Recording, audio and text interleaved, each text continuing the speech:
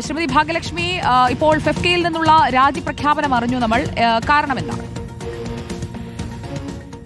ഞാൻ 2017 ഈ സംഭവം നടന്ന സമയത്ത് ഞാൻ ഈ ഫെഫ്കയുടെ സെക്രട്ടറിയോട് ഞാൻ പറഞ്ഞു, അദ്ദേഹത്തെ വെച്ച് സിനിമ ഇപ്പോൾ ചെയ്യണ്ട, ഈ കേസ് പൂർണ്ണമായും തീരട്ടെ, അതല്ലെങ്കിൽ താങ്കൾ രാജിവെച്ച് മാറി നിന്നുകൊണ്ട് സിനിമ ചെയ്യൂ എന്ന് അന്ന് ഞാൻ ആവശ്യപ്പെട്ട് ഞാൻ കത്ത് കൊടുത്തതായിരുന്നു.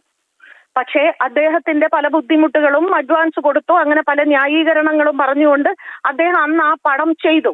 അതിനു മുൻപ് ആ സംഭവം നടന്ന ഉടനെ അദ്ദേഹം പറഞ്ഞ വാക്കെന്താണ്? അതിജീവിതയോടൊപ്പം ഫെഫ്ക എന്ന് പറഞ്ഞു. അതിനുശേഷം ആ പറഞ്ഞത് സത്യസന്ധമായ വാക്കാണെങ്കിൽ, ആത്മാർത്ഥമായിട്ട് പറഞ്ഞ വാക്കാണെങ്കിൽ, ഒരിക്കൽ പോലും അവളെ ഒന്ന് പോയി കാണാനോ അവളെ വിളിക്കാനോ അവളെ ആശ്വസിപ്പിക്കാനോ ഈ നേതാവ് തയ്യാറായിട്ടില്ല, ഈ സംഘടനയുടെ നേതാവ് ചെയ്തിട്ടില്ല. അതുകൊണ്ട് തന്നെ ഞാൻ പറഞ്ഞു, നിങ്ങൾ ഈ സിനിമ ചെയ്യരുത്. അദ്ദേഹം ചെയ്തു. അന്ന് ഞാൻ എന്റെ രാജിക്കത്ത് കൊടുത്തു, എന്റെ രാജി അവർ സ്വീകരിച്ചിട്ടില്ലായിരുന്നു.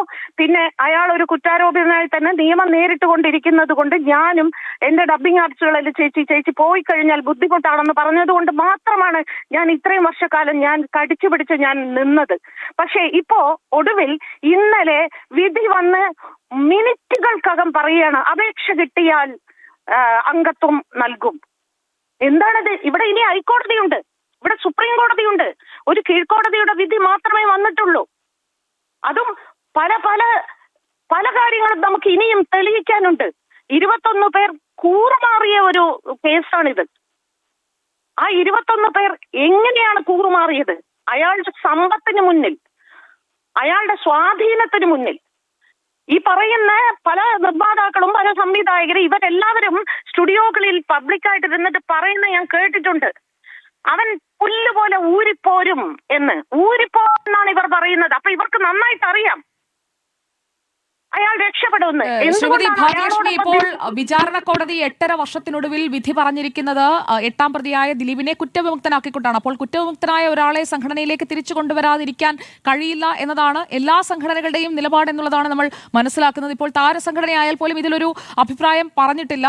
അതിജീവിതയ്ക്ക് ഈ വിധിയെക്കുറിച്ച് തന്നെ വിശദമായ ഒരു പ്രതികരണത്തിലേക്ക് ശ്വേതാ മേനോനും കുക്കുവും ഒന്നും പോയിട്ടുമില്ല. അപ്പോൾ അവൾക്കൊപ്പമെന്ന് പറഞ്ഞു നിന്ന എല്ലാവരും ഒന്നും ഉറച്ചു നിൽക്കുന്നില്ല എന്ന് വേണ്ടേ കരുതാൻ?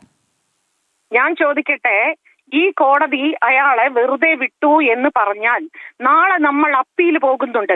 ആ കോടതി ശിക്ഷിച്ചാൽ ഇവർ എന്ത് ചെയ്യും? വീണ്ടും അയാളെ പുറത്താക്കും. 8 വർഷം ഇവരെല്ലാവരും കാത്തിരുന്നില്ലേ? ആ കോടതിയുടെ വിധി വരുന്നത് വരെ കൂടി ഇവർക്ക് കാത്തു നിൽക്കാനുള്ള ക്ഷമയില്ലായ്മ വരുന്നത് എന്തുകൊണ്ടാണ്? ആ വ്യക്തിയുടെ സ്വാധീനം, ആ വ്യക്തിയുടെ പണം. അതിജീവിതയ്ക്ക് പണവുമില്ല, സ്വാധീനവുമില്ല. അവൾ അതിജീവിത മാത്രമാണ്. അവരുടെ മുമ്പിൽ അവൾ ഒരു കേവലം അതിജീവിതയാണ്. അതുകൊണ്ടാണ് അവർ അവനോട്.